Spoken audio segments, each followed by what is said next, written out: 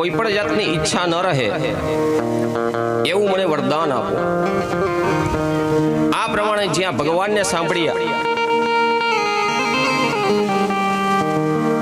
ભગવાન પહેલું વરદાન આપ્યું અને એ વરદાનની અંદર કહ્યું છે, તારા વંશની અંદર હું કોઈને નહીં મારું. આજથી ઘણા વર્ષ સુધી તું રાજ્ય કર. આ પ્રમાણે પ્રહલાદજીને રાજ્ય સોંપી એ ભગવાન અંતર ધ્યાન થયા છે. રાજસૂર્ય યજ્ઞની અંદર એ નારદજી યુધિષ્ઠિરને કથા કહે છે. એ જ રાજસૂર્ય યજ્ઞની અંદર યુધિષ્ઠિરને નારદજી 4 વર્ણો અને 4 આશ્રમ વિશે પણ કહે છે. આપણે ત્યાં આપણી સંસ્કૃતિ મુજબ 4 આશ્રમ બતાવવામાં આવ્યા છે. બ્રહ્મચર્ય આશ્રમ, ગૃહસ્થ આશ્રમ, વાનપ્રસ્થ આશ્રમ અને સંન્યાસ આશ્રમ. આપણે ત્યાં સંસ્કૃતિમાં 4 વર્ણો બતાવવામાં આવ્યા છે. દરેક ગ્રંથની અંદર, દરેક પુરાણોની અંદર આના વિશે વાત કીધેલી છે. પહેલું વર્ણ બ્રહ્મ વર્ણ, બીજું વર્ણ ક્ષત્રિય, ત્રીજું વર્ણ વૈશ્ય અને ચોથું વર્ણ શૂદ્ર. 4 વર્ણ અને 4 આશ્રમ વિશે નારદજીએ યુધિષ્ઠિરને સમજાવ્યું છે.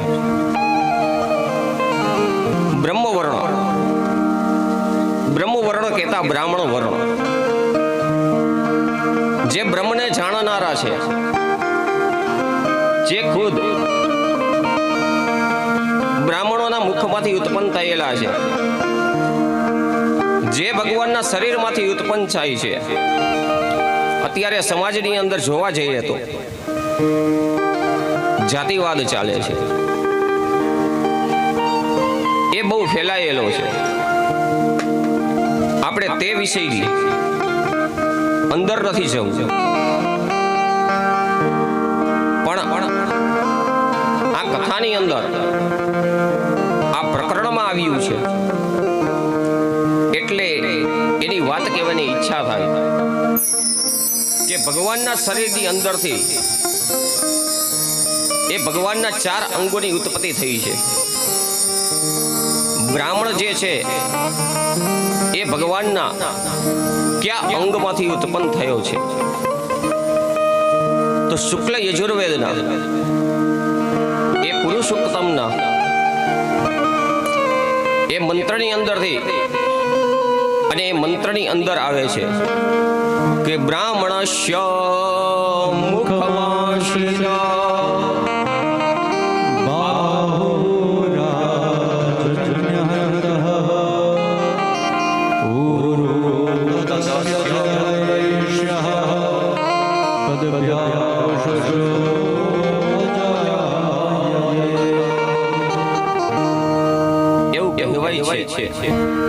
કે વેદ મંત્ર આની સાક્ષી પૂરે છે.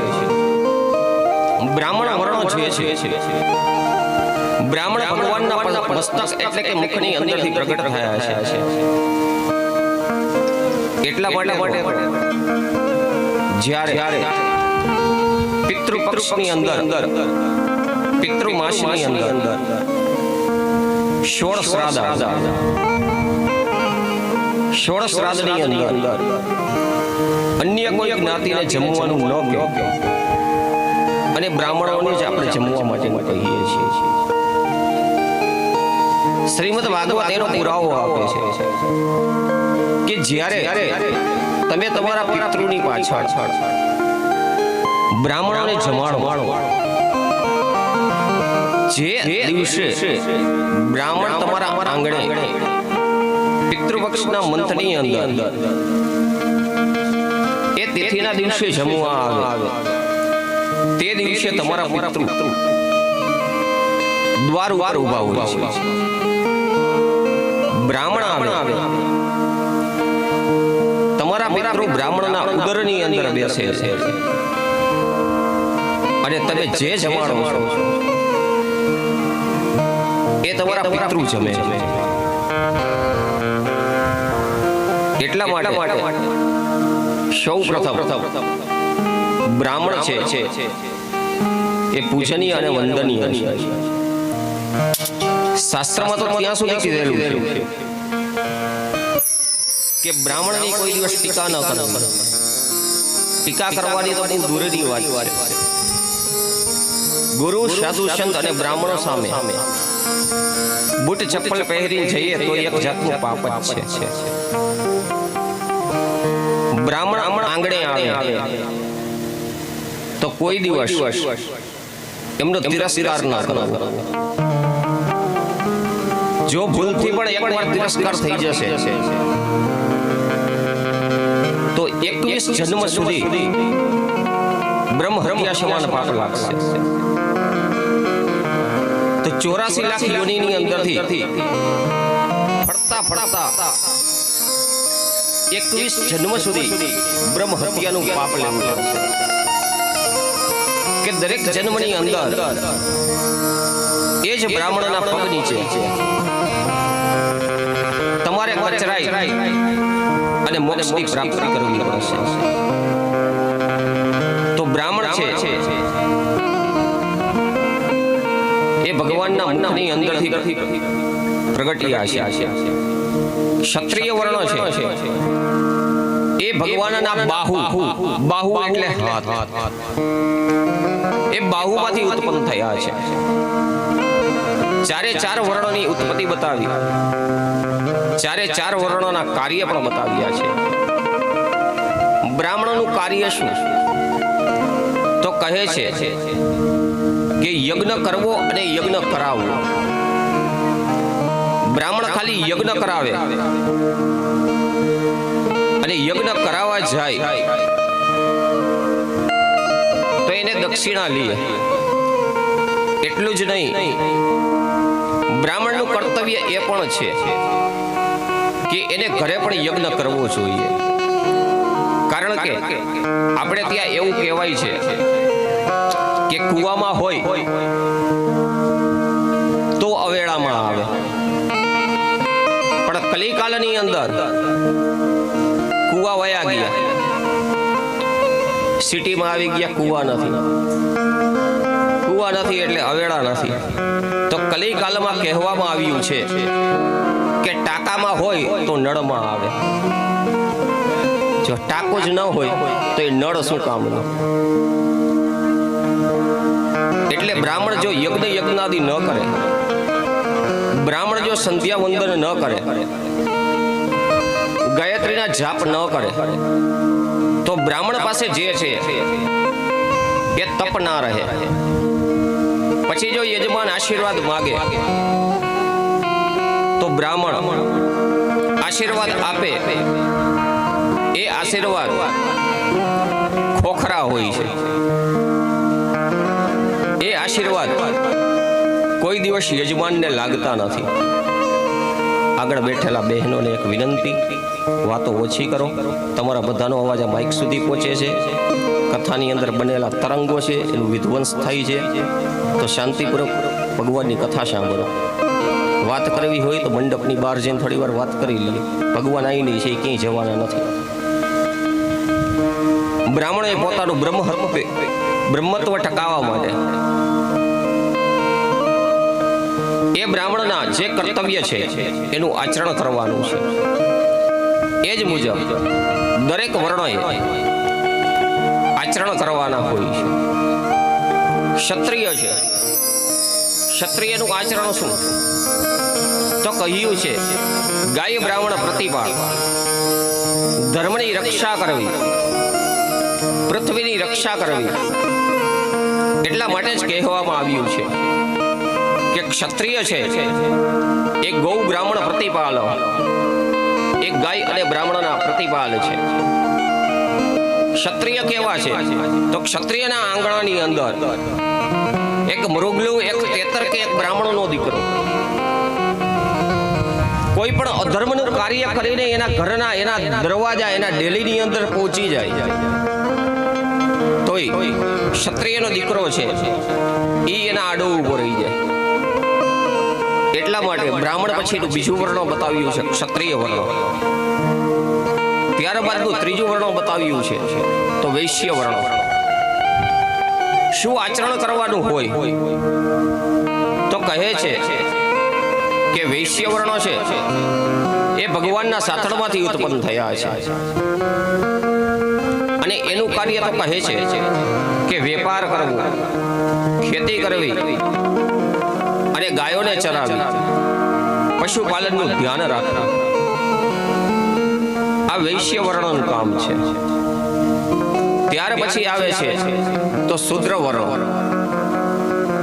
શું આચરણ કરવાનું હોય છે તો કહે છે કે શૂદ્ર વર્ણ ભગવાનના ચરણમાંથી ઉત્પન્ન થયા છે અને એનું કર્મ શું છે તો એના કર્મની અંદર ગીતાજીમાં કહ્યું છે કે પરિચર્યાંત કર્મ કર્મ શુદ્રશ્યામી સ્વભાવમ. એટલે કે દરેક વર્ણની સેવા કરવી એ શૂદ્ર જ્ઞાતિનો ધર્મ છે. હવે આપણે ત્યાં છે એ જાતિવાદ ફેલાયેલો છે તો કહે છે કે ભગવાને પણ આ ચારે ચાર વર્ણ મુજબ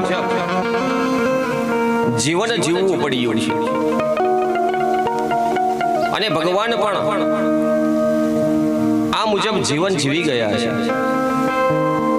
ભગવાન જ્યારે મહાભારતની અંદર કુરુક્ષેત્રના મેદાનમાં એ યુદ્ધના મેદાનમાં જ્યારે અર્જુનને જે ગીતાજીનો સંદેશ આપે છે, જે ગીતાજી ભણાવે છે, ત્યારે ભગવાન બ્રહ્મ વર્ણની અંદર હતા એટલે કે બ્રાહ્મણ બન્યા હતા અને બ્રાહ્મણ બની અને ભગવાને પોતાના મુખેથી અર્જુનને ગીતાજી આપેલી અને ગીતાજી સંભળાવેલી. જ્યારે પરમાત્મા યુદ્ધની અંદર અસુરોનો સંહાર કરતા હતા ત્યારે એ કૃષ્ણ પરમાત્મા એક ક્ષત્રિયનો વર્ણ ભજવે છે. જ્યારે એ જ પરમાત્મા એ વ્રજની અંદર, એ ગોકુળની અંદર ગાયો ચરાવે છે ત્યારે એ વૈશ્ય ધર્મ જે છે એ વૈશ્ય વર્ણ ભજવે છે. અને જ્યારે યુધિષ્ઠિરનો રાજસૂર્ય યજ્ઞ અને એની અંદર બધા સાધુ સંતો જમવા બેઠા હતા અને ત્યારે એ જ પરમાત્મા કૃષ્ણ બ્રાહ્મણો અને સાધુ સંતના જમેલા એઠા પાત્રને ઉપાડી અને પરમાત્મા પોતે શુદ્ર વર્ણ ભજવે છે. કૃષ્ણ પરમાત્માએ આ ચારે વર્ણ જે છે એનું કેવી રીતે આચરણ કરવું એ પોતાના જીવનની અંદર જે છે એ જીવીને મને અને તમને ઘણું બધું સમજાવ્યું છે. એટલા માટે કૃષ્ણ કહે એવું આપણે કરવું જોઈએ, પણ કૃષ્ણ કરે એવું કરવું ન જોઈએ. પણ કલિકાલની અંદર તો કૃષ્ણએ કર્યું હતું એવું જ આપણે બધા કરતા હોઈએ છીએ. અને જ્યારે કૃષ્ણએ કર્યું એવું કરીએ ત્યારે શું થાય તો કહે છે કે 3 જગ્યાએ વિપત્તિની અંદર આવી માણસ ઉભો રહી જાય છે. કેવી 3 વિપત્તિ? સફેદ કોટ, કાળો કોટ અને ખાખી કોટ. સફેદ કોટ કહેતા જાણ્યું નથી અને અજાણતામાં દવાખાનું આવે. જ્યારે અજાણ દવાખાનું આવી જાય એટલે કે 50-60 વર્ષની જે કઈ પૂંજી એકત્રિત કરેલી છે